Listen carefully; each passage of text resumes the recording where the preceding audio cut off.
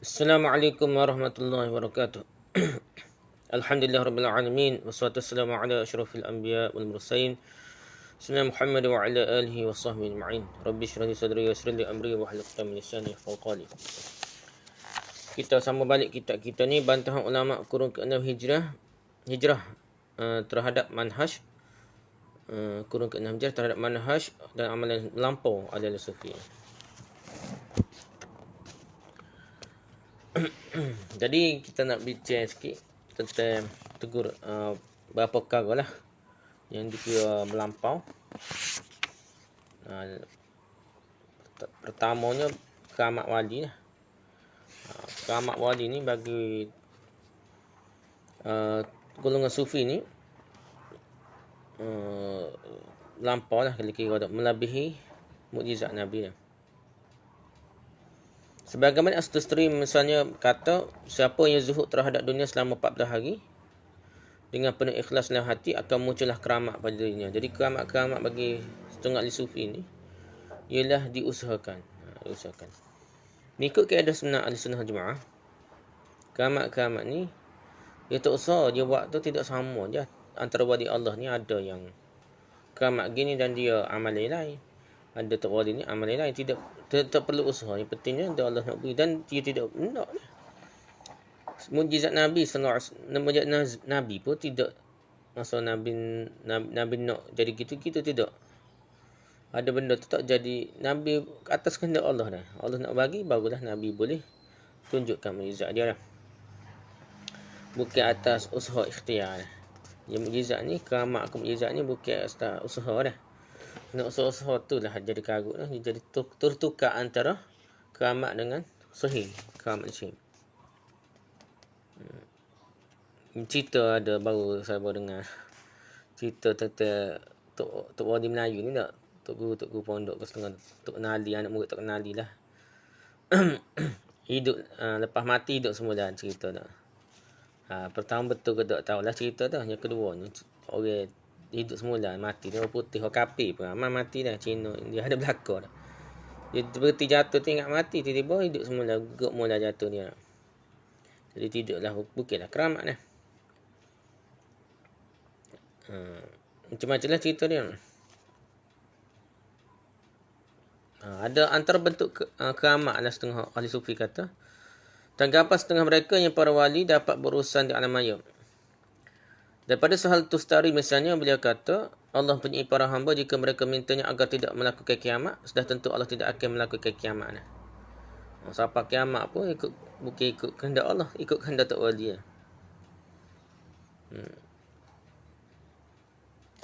Tu contoh-contoh melampau lah, banyak lah. Kata Kaabah keliling. Okey, dia kalau tawaf Kaabah tambah dia. Macam-macam kalau kita baca cerita kita tu sufi. Tak apalah. Yang keduanya, perkara hak melampau juga ialah dakwaan mengenai tahu perkara ghaib.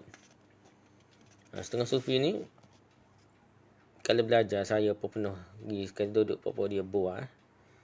Tak ada cerita lain. Ceritanya boleh baca hati. Boleh baca hati ada kerja lain dah. Dia kata Tok Guru dia tahu dia nak mari dah. Dah. Ya ada karun, dia kata ada karun, ada ikatan, ada karun, ada elektrik yang boleh sapa maklumat. Jadi dia suka benda-benda ghaib kita, benda-benda yang kita kata benda yang tak sepatutlah dibanggakan. Kalau tertahu pun dipanggil ilham, tidak boleh dipastikan lagi dah. Ni tak maya satu benda yang dipercayai, diyakini, dituduh kita sesat ke tak percaya, dia tak tahu dah.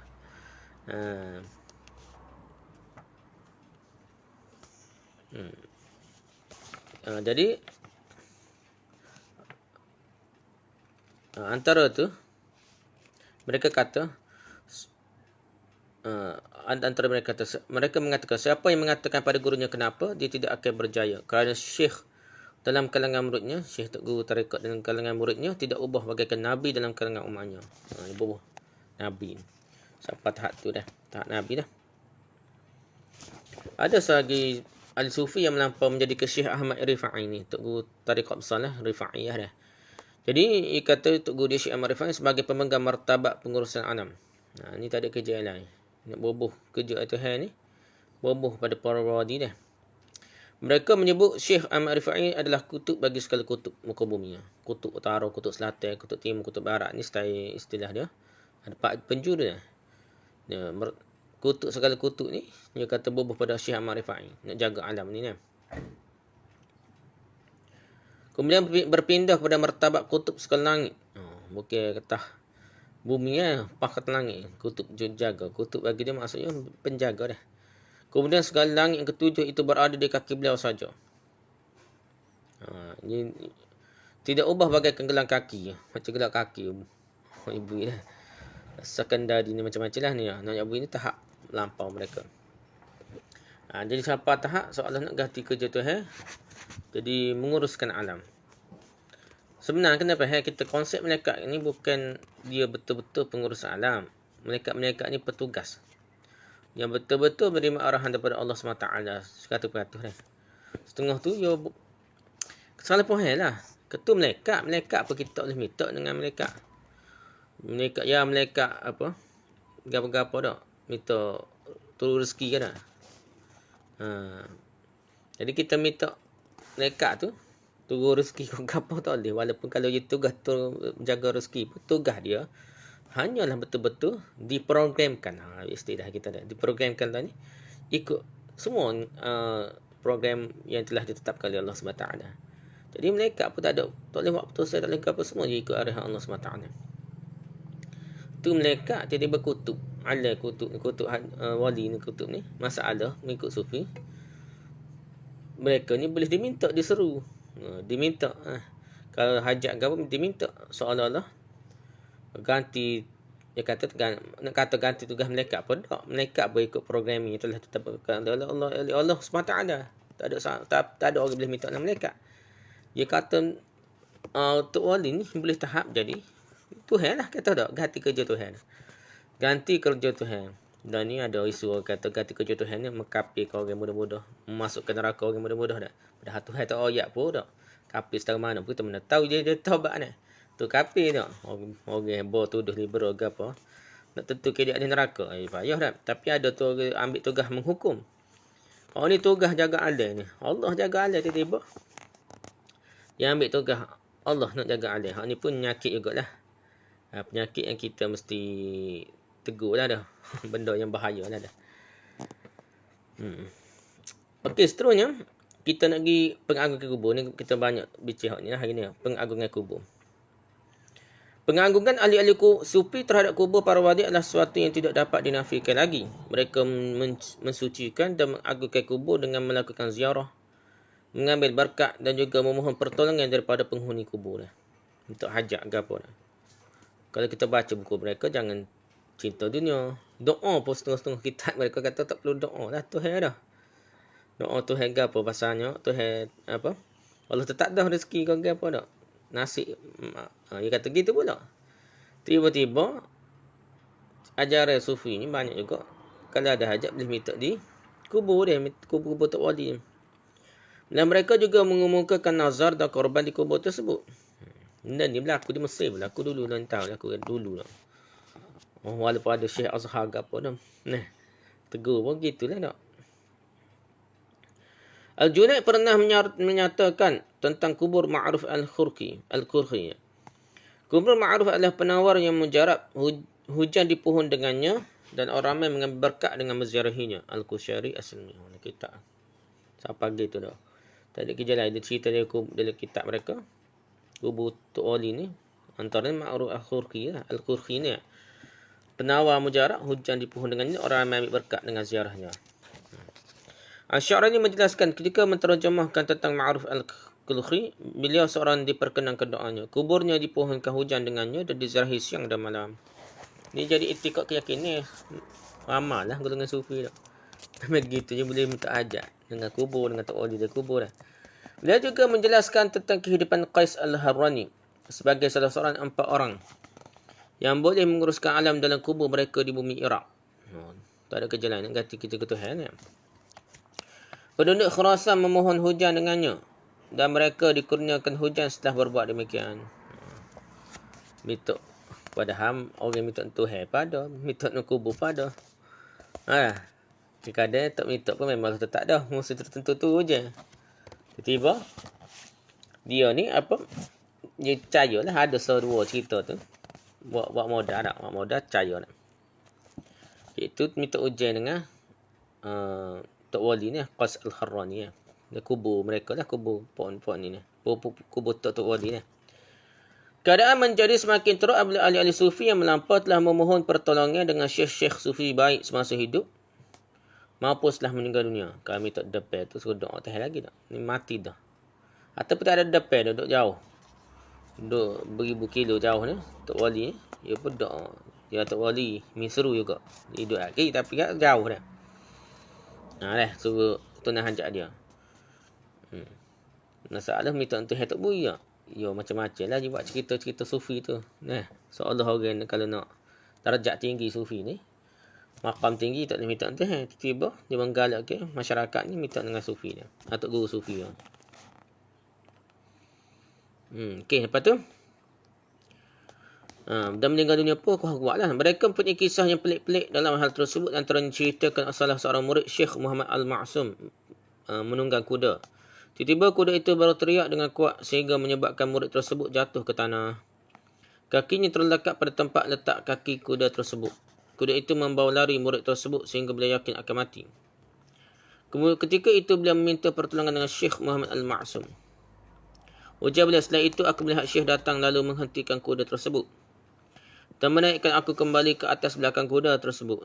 Begitu juga yang berlaku kepada murid tersebut ketika mengembara di lautan.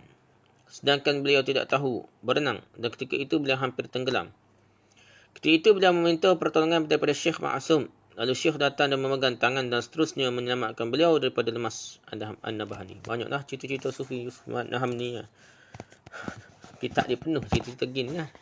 Cerita minta dengan Allah tak, cerita minta dengan Tok Wali. Imam Ghazali menjelaskan harus menziarahi kubur para wali untuk mengambil berkat dengan mereka dan menempuh perjalanan jauh untuk menziarahi kubur mereka. Ni Imam Ghazali sendiri lah. Nampak suhu. Tapi tak seberat orang lain lah. Nabhani berat benar Yusuf Nahmani ni. Tapi orang ni tidaklah sampai tahap tu dah. Tapi sekurang-kurangnya ambil berkat kubur.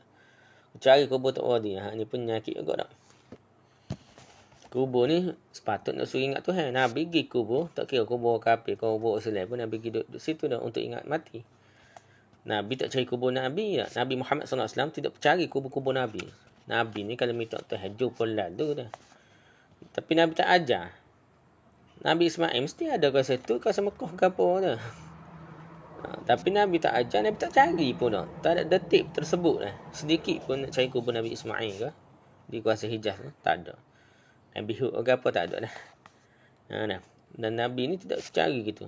Kalau ziarah pun kubur mak dia pergi ke ziarah sama betul lalu juga Nabi pergi ziarah. Kubur lain gitulah kubur Uhud tu. Bukan pergi Uhud, Nabi kerat lagi sikit. Bukan kerana berkat kubur tu Nabi doa. Kerana sedih kan teringat cerita kisah tersebut dah. Lepas tu kubur tu lah. Kubur di Madinah. Kubur Baqi' Nabi tak kira lah. Tak tahu bahasa tu ada lagi kali kubur tu. Bukan sahabat saja, orang kafir bukan dia ada. Allah Alam masa tu lah. Ataupun tak tahu aku tak ada. Tapi yang penting Nabi pergi tu bukan atas dasar ambil berkat. Semata-mata untuk ingat mati. Oleh sebab itu Nabi kerap ziarah kubur ni waktu malam. Bukan waktu sehari. Sehari ni tu tak berasa. Tak berasa mati. Duduk dari kubur tak berasa mati. Tapi pergi ziarah malam ni berasa Allah senyap sunyi kubur ni. Kalau aku mati dari kubur, macam mana aku nak? Tapi kita orang Melayu masalah takut ke hati pula dah. Okey, tu masalah kita dah tak. Kalau malam takut lalu ke hati dah.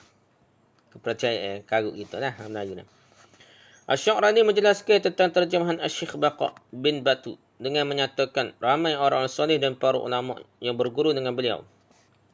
Dan kuburnya menjadi destinasi ziarah dan nazar orang ramai. Untuk nazar, untuk hajat ke apa dah. Baqa' bin Batu ni, tu guru besar ni. Ahli Sufi berpendapat menempuh perjalanan jauh untuk menziarahi kubur-kubur para wali tidak menjadi kesalahan. Bahkan mereka menegaskan perbuatan tersebut tidak perlu dibantah.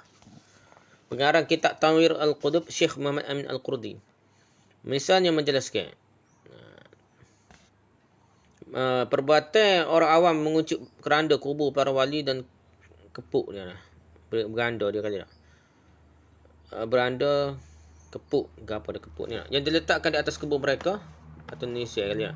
Tidak menjadi kesalahan jika mereka berniat untuk mengambil berkat dan tidak wajar dibantah perbuatan tersebut. Ni cerita garuk tak ada. Ambil berkat habis kau. Berkat ni kita kira lain gosok dah. Tak boleh ke berkat ni kita doa tu saja angkat berkat tak boleh ha. Ni habis gosok lagi ni, cium lagi, untuk ajak lagi macam-macam. Tu benda-benda karut dia. Seterusnya yang keberapa dah kira ni? Tadi ketiga, keempat ni dah. Keempat ni iaitu dakwaan para wali melebihi para nabi. Dakwaan para wali melebihi para nabi dapat dilihat dengan jelas dalam ungkapan dan cerita yang dinukilkan daripada setengah ahli sufi generasi kemudian, daripada setengah ahli sufi generasi awal. Jenis melampau ini melibatkan penyamaan antara para wali dengan para nabi. Bahkan ada yang menyatakan para nabi dan para wali ni diciptakan dari bahan yang berbeza berbanding dengan bahan-bahan yang diciptakan manusia biasa. Bukan daripada tanah biasa lah. Tanah gomaha tak canggih lagi lah. As-Suhrawardi misalnya menjelaskan tanah yang diciptakan manusia biasa telah dipijak oleh kedua-dua belah kaki iblis. Itu tanah biasa manusia pun kita ni. Iblis pijak tanah kita ni lah. Sebelum tanah itu diambil untuk jadikan makhluk hidup. Manakala tanah diciptakan para nabi, tanah yang diciptakan para nabi dan wali tidak disentuh oleh kedua belah kaki iblis.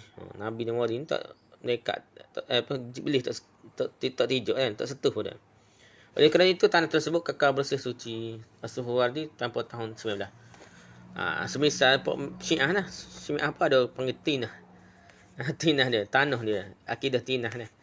Akidah tanah ni dia kata ahli sunnah jemaah ni tanah cuma Syiah ni tanah cuci dah.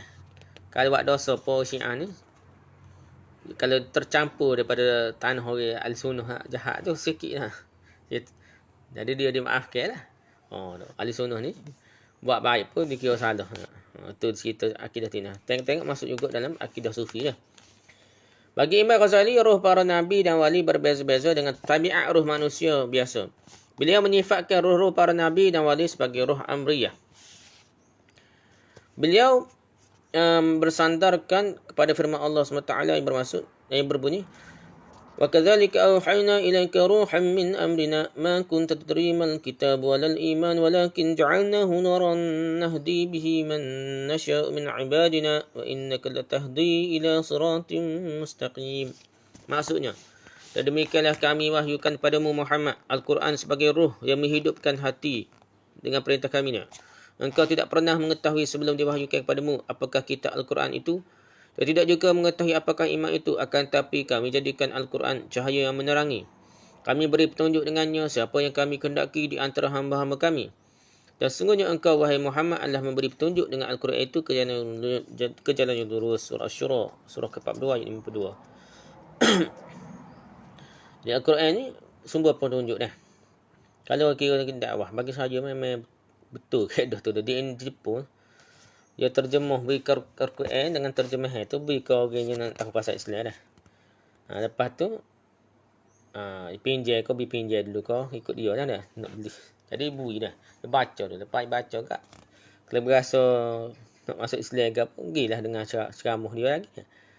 Tapi dia suruh berfikir. Jadi Quran sebenarnya pencetus pemikiran. Gitulah banyak gok putih masuk Islam dengan terjemahan lah. Quran ada terjemahan tu. Kek Steven lah. Ataupun apalah banyak ramai lah. Arti-arti dia pun masuk Islam ni. Imam Ghazali menyatakan roh para nabi dan wali tidak sama dengan roh untuk binatang dan manusia. Yang keadaannya macam binatang. Bahkan ia merupakan roh yang khusus untuk para nabi dan wali. Dia ayat khususnya tak serupa je. Antara dakwah setengah ahli sufi yang para wali menyampaikan para nabi ialah dengan dalam aspek pemberian syafaat. Asyibli misalnya menjelaskan maksud firman Allah Taala, "Wala sawfa yu'tika rabbuka fatarda." Maksudnya dah sungguhnya Tuhanmu akan memberikanmu kejayaan dan kebahagiaan di dunia dan di akhirat sehingga engkau redha berpuas hati. Surah Ad-Duha surah ke-93 ayat 5. Maksud ni wala sawfa yu'tika rabbuka fatarda ni kata ialah demi Allah Nabi Muhammad tidak redha sedangkan dalam neraka masih ada seorang dari kalangan umatnya. Muhammad memberikan syafaat pada umatnya dan aku pula akan memberi syafaat selepas daripada baginda dalam neraka sehingga tidak ada seorang pun lagi yang berada dalam neraka itu dalam kalangan umat baginda Al-Hafni. Jadi Asyibli ni, Tok Guru Sufi ni, lepas Nabi beri syafaat, lepas tu dia beri syafaat. Biasanya orang yang beri syafaat terakhir ni lebih mulia dah. Biasanya dah. Jadi seolah-olah dia ni mengatasi Nabi lah dari segi darjat dia dah. Boleh beri syafaat untuk keluarkan orang yang berdosa daripada neraka ni.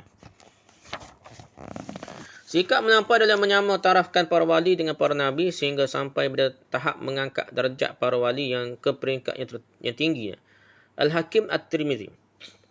At-Tirmizi ulama hadis lain ni, Al-Hakim Tirmizi ulama tasawuf dia. Dia kata apa? Misalnya beranggapan para wali mempunyai peringkat-peringkatnya. Ada dalam kalangan mereka yang dikurniakan 1/3 kenabian. Ada yang dikurniakan 1/2 kenabian. Dan ada juga yang lebih daripada itu. Tu dalil tak ada yang gitu dah. Lebih daripada Nabi pun ada yang kata dah. Sedangkan hadis Nabi kata mimpi tu dah 1/4 pening dah. Kenabian. Mimpi tu. Orang yang paling kita kalau paling benar mimpi dia pun 1/4 pening. Jadi dengan hadis tu saja kalau kita nak hujah lah. Maksudnya peringkat orang yang paling jurus, paling wali pun, paling jurus pun, dia tak akan melebihi 1/4 ni, 1/46 darjat ke Nabi dah. Tu kalau kita nak kira Nabi ni sampai 1/2 dah. Bahkan mengatasi para Nabi pada. Tirmizi sendiri mendakwa beliau termasuk ke dalam kategori para wali yang punya kedudukan yang lebih tinggi daripada para Nabi. Mengaku dah. Hakim At-Tirmizi ni nak. Dia sendiri pun lebih daripada Nabi dah. Mereka juga menjelaskan tingginya kedudukan mereka mengatasi para Nabi. Al-Bustami misalnya pernah menyatakan, aku mengharungi lautan yang mana para Nabi berada di pantainya, Asy'ariyah. Al-Bustami juga mengatakan, demi Allah, panji-panjiku lebih agung berbanding dengan panji-panji Muhammad. Panji-panjiku adalah cahaya berlindung di bawah jin dan manusia. Kesemua mereka terdiri daripada kalangan para Nabi. Atas Nabi lagi dah. Al-Bustami kata dah. Al-Junaid pula mengeluarkan kenyataan Abu Yazid dalam kalangan kami tidak ubah bagaikan kedudukan Jibril dalam kalangan malaikat. Tahap tu dah. Ahli-ahli sufi yang melampau berdalilkan kisah Khadir atau Khadir dengan Musa bagi membuktikan wali lebih tinggi daripada Nabi. Perkara ini dibantah oleh At-Tusi. Juga dalam kalangan ahli tokoh sufi yang terkenal.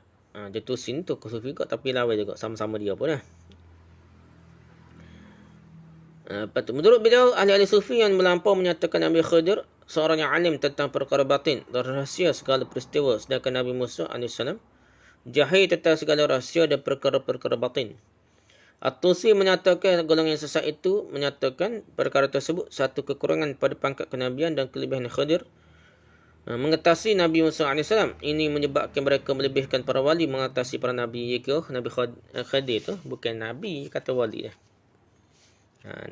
Pokok sufi ni kata gitu dah, setengah-setengah yang melampau dah. Jumhur ulama Ahlussunnah wal Jamaah mengatakan Khadir ni adalah Nabi kerana ada hujah dia lah. Ada dalil menunjukkan dia ni mengatakan aku tahu apa yang Allah ajar aku dan mu tu Nabi Musa tak tahu apa yang Allah ajarmu. Dan jadi dia ni ilmunya bukan nak kata lebih tak lebih, dia mengaku seolahnya hak dia tahu gak lebih lah. Hak dia benda tak tahu gak lebih Nabi Musa pula. Tapi secara umum ahli sunnah dalam akidahnya, dalam akidah kita ngaji, Nabi Musa AS ni Nabi Ulul Azmi dah. Kalau betul Nabi Khadir setinggi setara mana pun. Abu Hasan Ali bin Ibrahim Al-Hasri menyatakan, tinggalkanlah aku dan bala yang menimpaku. Bukankah anda semua adalah anak cucu Nabi Adam? Ya Allah ciptakan dengan tangannya sendiri dan meniupkan roh daripada sisinya. Kemudian Allah SWT memerintahkan para malaikat sujud kepadanya. Allah SWT memerintahkan Adam supaya akur dengan perintahnya. Namun Adam menyisi perintah Allah SWT itu. Jika bekas yang besar yang pertama sudah tidak mempunyai apa-apa, bagaimana dengan akhirnya? Macam dia nak take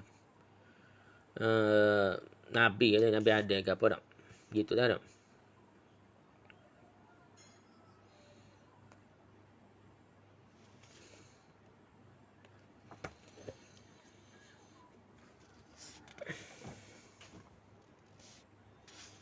Gitu. Para Nabi tak boleh mengatasi pokok-pokok mereka ahli sufi. Okey, bantahan ulama ke atas sikap melampau terhadap wali Allah tersebut. Bantahan ada berapa perkara ni. Pertama sekali kita sikap melampau dia,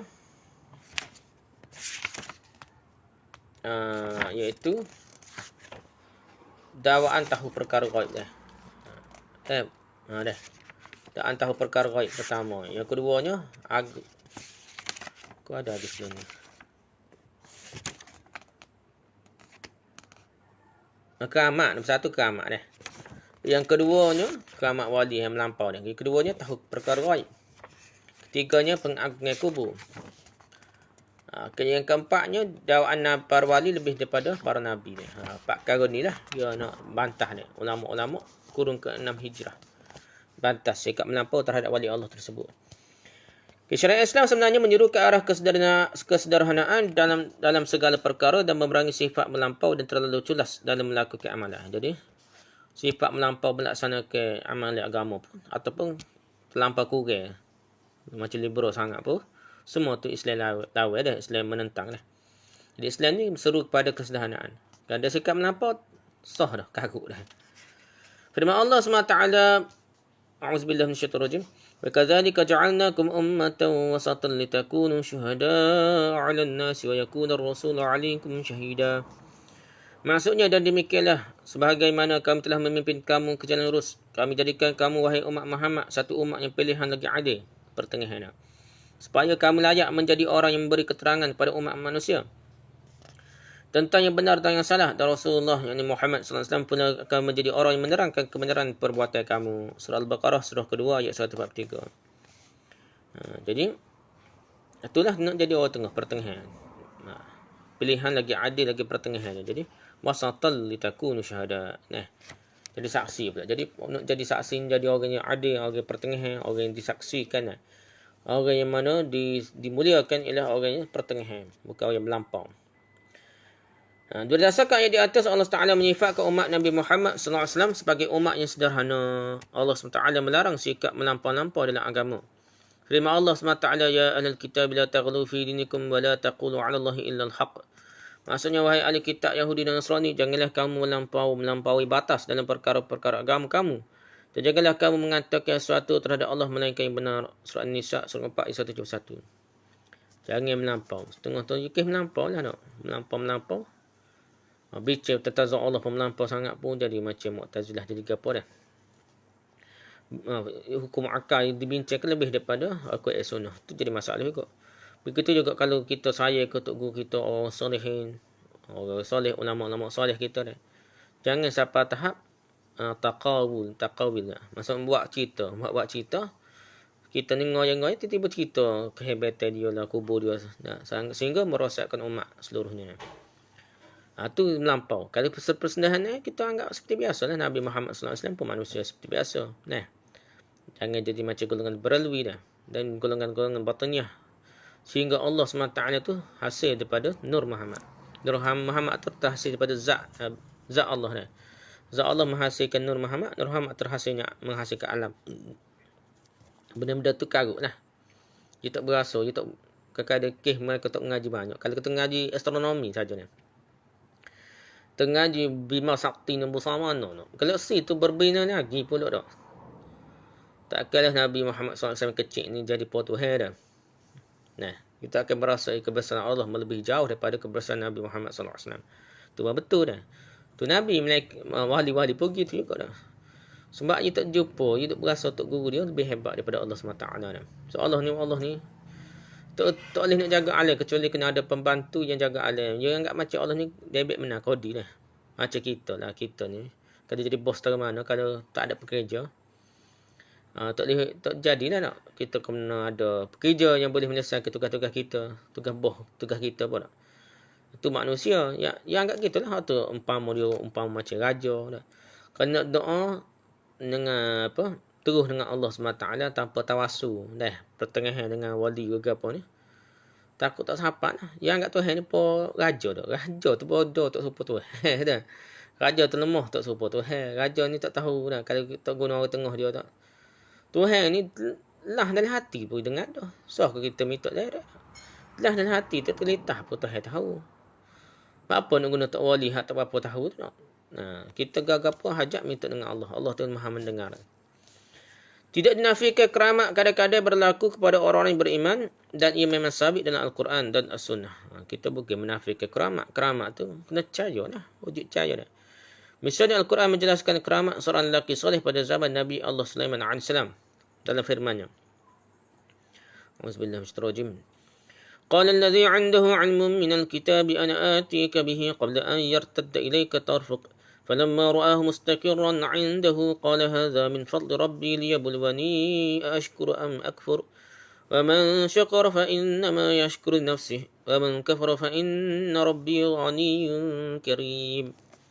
Maksudnya berkata pula seorang yang punya ilmu pengetahuan dari kitab Allah. Ini orang alim je dah. Aku akan membawakannya padamu dalam sekelip mata. Orang ni alim. Dia boleh bawa sekelip mata. Taklah hadis Tarman tu. Siapa dia boleh buat sekelip mata istana Balqis dia. Setelah Nabi Sulaiman melihat singgasana itu terletak di sisinya, berkatalah ia, ini ialah dari limpah kurnia Tuhanku. Untuk mengujiku, adakah aku bersyukur atau aku tidak mengenangkan nikmat pemberiannya. Dan sebenarnya siapa yang bersyukur, maka faedah syukurnya itu hanyalah terpulang kepada dirinya sendiri. Dan siapa yang tidak bersyukur, maka tidaklah menjadi hal kepada Allah. Kerana sungguhnya Tuhanku Maha Kaya lagi Maha Pemurah. An-Naml surah ke-7 ayat 40. Dah. Jadi keramat wali kira macam keramat ni tak? Ni juga setengah-setengah sufi guna hujah ni juga dia kata. Wali ni terpengkat kadang-kadang boleh mengatas Nabi, tapi jagalah guna tu tak. Sebab nyebahnya Nabi Sulaiman lagi tak. Tapi keramat ni tidak menyebabkan, kalau kita tengok sini, keramat ni walaupun nampak lebih besar pada Nabi Sulaiman, tidak menyebabkan darjatnya mengatasi Nabi Sulaiman. Nabi Sulaiman tetap juga dikira Nabi yang mengatasi darjat orang soleh yang lain pun di zaman dia dah. Begitu juga dengan keramat yang berlaku pada Maryam dalam firman Allah SWT. Ni ada khilaf juga, ada setengah kata Maryam Nabi juga. Nabi perempuan ni Maryam ni. Tapi bukan jumhur ulama lah. Jumhur ulama ni kata Maryam tu bukan Nabi dah. Sebagai wali sajalah. Maryam dan firman Allah SWT, فَتَقَبَّلَهَا رَبُّهَا بِقَبُولٍ حَسَنٍ وَأَنْبَتَهَا نَبَاتًا حَسَنًا وَكَفَّلَهَا زَكَرِيَّا كُلَّمَا دَخَلَ عَلَيْهَا زَكَرِيَّا الْمِحْرَابَ وَجَدَ عِنْدَهَا رِزْقًا قَالَ يَا مَرْيَمُ أَنَّى لَكِ هَذَا قَالَتْ هُوَ مِنْ عِنْدِ اللَّهِ إِنَّ اللَّهَ يَرْزُقُ مَنْ يَشَاءُ بِغَيْرِ حِسَابٍ. Maksudnya maka ia Maryam yang dinazarkan oleh ibunya diterima oleh Tuhannya dengan penerimaan yang baik. Dan dibesarkannya dengan pendidikan yang baik serta diserahkannya untuk dipelihara oleh Nabi Zakaria. Tiap-tiap kali Nabi Zakaria masuk untuk menemui Maryam di mihrab, ia dapati rezeki buah-buahan yang luar biasa di sisinya. Maksudnya pelik, buah pelik, tak ada musim tu pun ada. Nabi Zakaria bertanya, wahai Maryam, dari mana engkau dapati buah-buahan ini? Maryam menjawab, ialah dari Allah. Sungguhnya Allah memberikan rezeki pada siapa yang dikehendakinya dengan tidak dikira-kira, tidak terkira, biroir hisab, tanpa terhitung. Dalam sejarah kehidupan Salafus Salih AS juga membantu perjuangan mereka dengan berbagai-bagai keramat yang mana sumbernya diperolehi secara mutawatir. Ada yang sahih, riwayat yang sahih. Kita ni cerita para wali, sahabat-sahabat ni keramat sahabat tak cerita dah. Banyak juga keramat sahabat ni. Tapi KJL sahabat ni keramat ni penuh perai dah. Sahabat-sahabat ni kuda, sahabat ni boleh jalan atas air dah. Haji riwayat yang sahih dah. Misalnya keramat yang berlaku pada Umar bin Khattab radhiyallahu terhadap pasukan tentera yang dipimpin oleh Sariyah. Beliau mengarahkan pasukan itu supaya berlindung di sebalik sebuah bukit dalam satu peperangan, sedangkan beliau ketika itu sedang berada di atas mimbar masjid Nabi SAW, dan setelah mendengar suara Umar, Sariyah berlindung di sebalik bukit tersebut dan pasukan tentera Islam berjaya meraih kemenangan. Jadi seolah nampak beratus kilometer jauh tu Sariyah ni. Jadi takut serangan musuh, Umar Khattab kata, naik atas bukit ni, berlindung atas bukit ni. Jadi dia terdengar, duk jauh beratus kilometer dengar. Lepas tu naik atas bukit ni. Nyusup bukit tu sebagai benteng lah. Lepas tu barulah menghadapi serangan musuh dan suruh balik. Kalah musuh tu. Naik buinya. Itulah keramat dah. Keramat adalah sesuatu yang boleh berlaku dan itu tidak dinafikan dan tidaklah diingkari. Namun begitu ia juga perlu dibentangkan kepada neraca syarak bagi memastikan kebenarannya. Jika bertepatan dengan neraca syarak, ia dikira keramat yang benar dan satu kebenaran daripada Allah. Dan jika bertentara dengan neraca syarak, ia tidak lebih daripada penyamaran iblis belaka dan usahanya untuk menyebarkan kesatan dalam kalangan hamba-hamba Allah SWT.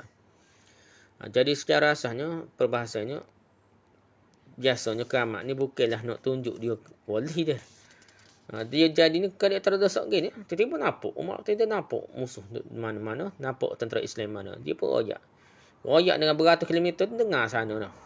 Zaman tu lah, zaman kita tak pelik lah. Bukan ada internet. Zaman tu tak ada internet gambar boleh dengar kan.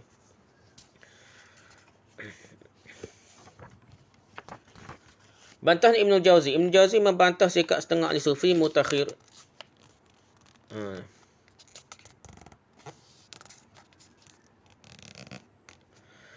Membantah sikap setengah ahli sufi mutakhir yang mengemukakan berbagai-bagai kisah tentang keramat para wali bagi mendukung pegangan mereka tentang wali itu sendiri. Bagi beliau, kebenaran tidak memerlukan pada sokongan daripada perkara-perkara yang batil. Oleh kerana itu, tidak heranlah apabila Allah membongkar penyelewengan mereka dengan ulama naqli. Ulama naqli ni, nakal daripada Al-Quran hadis lah. Ulama yang alim di segi Al-Quran hadis, dia bantah pokok sufi ni. Penisbatan keramat kepada para wali ni dalam kalangan ahli sufi dan syekh-syekh mereka merupakan satu fikrah yang menguasai akal kebanyakan ahli-ahli tasawuf dan syekh-syekh mereka, sehingga mereka beranggapan setiap perkara adalah keramat berlaku. Padahal ia merupakan perkara biasa saja dan bukanlah keramat. Mereka sebenarnya satu kaum yang terpedaya dengan keramat. Jadi keramat ni seolah perkara kutahan ni mesti percaya. Tak percaya tu kafir kita dah. Menurut Ibn Jauzi, apabila ahli-ahli sufi yang melampau itu jauh daripada ilmu, mereka mula memerhatikan amalan mereka. Dan kebetulan pula berlaku beberapa perkara yang menyerupai keramat. Lantas mereka mula membuat dakwah bukan tentang perolehan keramat itu kepada mereka. Jadi kerana amalan mereka apa. Sedangkan mereka ahli sunnah jemaah, ada hasar keramat-keramat ni bukanlah dengan buat dengan usaha. Dia ni dengan apa? Tak minta pun dah. Orang-orang soleh ni beramal macam biasa. Hati bersih ke apa. Dan tidak sama-sama juga. Dalam keadaan terdesak, perlu saja tu benda pelik-pelik dia. Ni dah habis karga. Boboh hai dalam motor lah ke apa dah. Buat sama tu bukan ada unsur sihir dah nak. Jadi benda yang jajaran ni barulah kita kata sebagai keramat. Keriduan agar berlaku keramat di tangan-tangan mereka sampai pada tahap yang boleh menimbulkan persendaan dan permainan. Ibn Jauzi menjelaskan dalam kalangan ahli sufi ada yang menunggu-nunggu untuk zahirnya keramat menerusi tangan-tangan mereka dan dikhayalkan padanya kononnya jika dia mendekati air dia akan dapat berjalan di atas air itu. Dia ngoyak-ngoyak. Kadang dia berasa macam jalan atas air. Padahal dia ngoyak dah. Kerana terlanjut nak ni. Terlanjut nak kepada keramat ni nak. Dia kata ikhlas beramal tapi nak keramat. Betul kau ikhlas nak awal. Jadi dia berasa macam jalan atas air dah. Padahal dia nak ngoyak-ngoyak. Terlanjut ingat dah. Macam kita dah. Maksud dalam mimpi kita dah. Maksud dalam mimpi kita. Benda yang kita terlanjut mikir sebelum kita tidur tu. Padahal mimpi pun masuk benda tu dah. Begitu juga dalam orang-orang sufi ni. Terlanjut nak keramat tu, nak suruh bukti dia betul ni tak. Berasa dia ni soleh, wali, dia nak sangat keramat tu. Kadang-kadang dia niat beribadah tu, usaha nak keramat ni. Sebab guna cerita-cerita dalam kitab-kitab mereka, tak tahu dia nak ngajar cerita bab keramat ni. Bukan cerita bab keramat sahabat apa tak cerita tak. Tak cerita perang keramat tak wali ni. Tu masalah ni. Ibn Jauzi menukilkan ulasan yang dilaporkan daripada Abu Yazid Al-Bustami sebagai menolak golongan ahli sufi yang terpedaya itu dan tanggapan yang mereka sudah pun berjaya memperoleh martabat kewalian. Kena tipu. Abu Yazid Al-Bustami kata orang ini kena tipu kalau berasa nak tunggu keramat atau berasa kena boleh keramat ni. Abu Yazid mengatakan jika anda melihat seorang lelaki dikurniakan dengan keramat sehingga dapat terbang di udara, janganlah sekali-kali terpedaya dengannya sehingga anda melihat terlebih dahulu bagaimana sikapnya apabila berhadapan dengan perintah, larangan dan penjagaan batasan-batasan Allah. Ibn Jauzi menukilkan bantahan daripada setengah ulama terhadap ahli sufi yang melampau, yang menuduh ulama yang membantah suatu perkara mungkar sebagai menolak keramat para wali. Orang tegur dia kat, dia kata dia bercerita wali. Para syiah lah kita tegur dia, kritik dia kata benci al-baik. Tu ada kerja lain tak. Padahal kita tak benci, kita ajak benda betul dah. Ulama tersebut menjelaskan mereka tidak pernah menolak kewujudan keramat para wali. Sebaliknya mereka hanya menerima keramat yang benar saja. Kerana orang soleh hanya mengikuti perintah syarak dan tidak menggunakan akal fikiran sendiri dalam beragama. Dia kena ikut agama Al-Quran Sunnah. Boleh mengamalkan agama. Bukan ikut kata-kata Tok Guru saja. Ibn Jauzi juga membantah sikap setengah ahli sufi yang melampau. Bila menjelaskan dalam kalangan mereka ada yang mengalami syatah. Ungkapan yang dikeluarkan semasa mengalami mabuk rohani dan di luar kewarasan akal normal. Syatah. Macam orang pertahankan Ibn Arabi lah. Ibn Arabi kitab dia tak ada lah. Imam Zahabi kata tidak ada kekufuran yang lebih kafir daripada kitab khusus Al-Hikam tu. Ibn Arabi lah. Kalau nak kira zahir ayat tu memang kafir sungguh. Tapi orang pertahankan dia kata Syekhul Akbar ni, wali akbar lah, wali paling besar ni, Ibn Arabi ni, dia pertahankan. Kalau kita kata ni jelas kafir ni, dia boleh kata syatahah tu, benda tu dia keluar daripada kewarasan akal dia kerana dia mabuk rohani. Tak kafir pas bila dia nak ada sama buah sepele dia. Orang lain kafir dah. Ibn Taimiyah kafir sama nak. Ni masalah nak. Syatah dia ada yang mengalami syatah, kecek ngau kuasa kerana mabuk rohani. Dan tentang keramat dan membuat dakwaan memperolehi keramat lah. Mereka menunjukkan kepada orang awam berbagai-bagai perkara yang luar biasa untuk menarik perhatian mereka seperti mana yang dilakukan oleh Al-Hallaj. Baca Al-Hallaj cerita Allah dari poket dia lah, apa macam-macam lah. Ibn Jauzi mengemukakan kisah seorang lelaki yang berhajat untuk berwuduk. Beliau menemui satu bekas yang terbuat daripada batu permata dan siwak yang terbuat daripada perak. Dan lantas bersiwak dengan menggunakan siwak tersebut dan berwuduk dengan air terdapat dalam bekas itu. Ibn Jauzi menyatakan jika kisah di atas telah benar, ia tidak lebih daripada sekadar hendak memberitahu kekurangan ilmu yang terlibat. Kerana menggunakan siwak yang terbuat daripada perak yang sama sekali tidak harus. Allah Ta'ala tidak muliakan seorang dengan melakukan sesuatu yang dia sendiri menegah melakukannya kecuali jika perkara tersebut berlaku dalam bentuk ujian sahaja kepada yang terlibat. Kita ni bekah, kita tak boleh guna emas perak dah. Emas perak tak boleh buat bekas makan ni. Buh gigi ke apa benda yang kita guna seharian ni dah. Pinggir makuk sudu gerpu ke apa tak boleh guna emas perak dah. Benda tu untuk perhiasan wanita saja boleh lah. Ataupun untuk wang duit dah boleh. Tapi kalau untuk guna ni tak boleh lah. Macam guna kira melampau bermewah-mewah melampau kita tak boleh diharapkan. Ibn Jauzi mengemukakan syatah Abu Yazid al-Bastami dan menukilkan sebahagian daripada dakwah beliau. Ketika mengalami syatah tersebut, Abu Yazid bercita-cita agar Allah memasukkan beliau ke dalam neraka agar semua makhluk mengetahui yang kebaikan Allah. Dan kelebutannya adalah bersama dengan para walinya dalam neraka juga. Dia kecek ngau kuasa gitu. Wali dia kelembatan Allah bersama dengan para wali dalam neraka juga. Ibn Jauzi pun walau bagaimanapun membantah syatah begitu rupa. Dengan menyatakan Abu Yazid Bustami memutuskan dirinya sebagai wali sedangkan dia sendiri tidak tahu apakah dirinya itu wali ataupun tidak dan tidak selamat daripada bakar api neraka pun. Sebenarnya untuk memutuskan suatu kaum itu selamat daripada api neraka tidak boleh dilakukan melainkan kepada golongan tertentu dalam kalangan sahabat Rasulullah SAW saja. Tentu neraka syurga ni Nabi lah dah. Nabi boleh tentulah sahabat ni syurga neraka ni sebab dia diberitahu oleh mereka lah. Ibn Jauzi menyatakan yang mengetahui perkara gaib adalah Allah SWT saja. Hanya Rasul yang Allah SWT redha saja memilih mereka untuk risalahnya saja.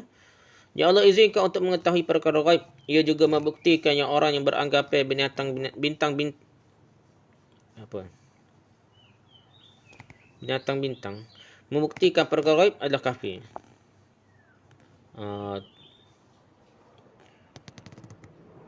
Jadi dia ada orang itulah tahu perkara gaib. Bila kata tahu benda-benda gaib tu boleh jadi kafir dah. Kalau hadis diriwayatkan daripada Ibnu Umar radhiyallahu anhu menjelaskan mafatihul ghaib khamsun la ya'lamuha illa Allah. La ya'lamu ma fi ghadin illa Allah wa la ya'lamu ma taghidul arham illa Allah.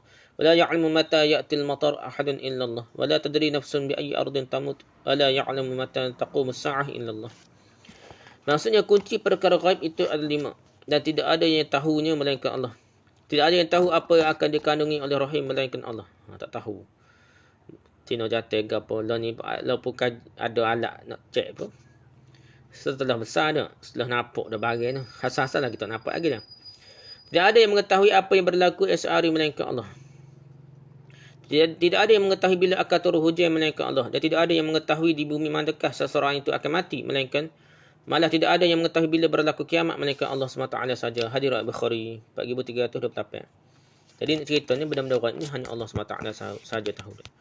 Cerita over-over melampau tentang perkara gaib ni sebenarnya tak tahu. Kadang-kadang teka-teka. Kadang-kadang ada unsur jin dia hantar dari hati Tok Guru ni gini, dia hantar dari hati pengikut-pengikut dia gini.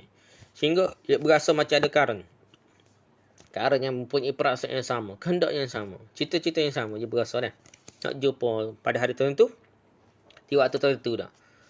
Padahal ada sentuhan jin. Oleh sebab itu setengah tarekat tanya zikir tak khabar dah.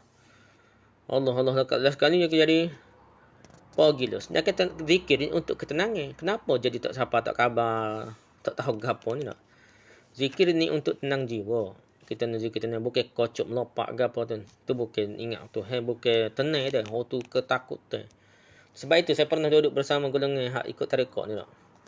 Kita pun heran lah. Apa je kita berasa kedebar. Kita berasa kedebar tak. Kita duduk ramai orang kita bincang sama-sama tak ada berasa kita bar gitu. Duduk dia berasa gedebar. Jatuh kita rasa kecil sikit dah. Ada unsur gapo lah. Begitu juga Syekh Taqiyuddin Al-Hilali. Dia amal tariqat Tijani tu dia berasa macam Nabi mari. Tapi pelik, kenapa masa Nabi mari berasa Nabi mari tu dia berasa tidak tenang, gedebar jantung dia, gedebar. Dia pun heran, dia pun minta dengan Allah masa dia sujud dia minta ya Allah teku kalau betul lah Nabi ni. Nabi Muhammad SAW mari nak jumpa aku yang qazah ni. Biar dia pilih aku sana. Kalau tidak betul ya Allah teku minta dia jauh daripada aku. Dia doa gitu. Kadang rasa gedebar. Jadi dia tak jadi salih sama Muhammad, dia berasa tu macam Nabi dia mari kat jumpa dia dah. Kerana dia minta orang gitu tak jadi mari dah. Dia kata dia qazah ni, dia qazah ni. Amal dia tinggi sangat ni, tarikat Tijani sampai puasa Nabi Muhammad SAW mari nak jumpa dia malam-malam tengah beribadah. Sampai tahap tu dah. Itulah benda-benda kita kena perhati molek tentang tarikat tasawuf ni. Takut kita ni tertipu, membuang usia umur kita dalam kepelampauan dalam agama dah. Wallahu a'lam. Subhanakallah wa hamdika subhanakallah wa hamdika subhanakallah.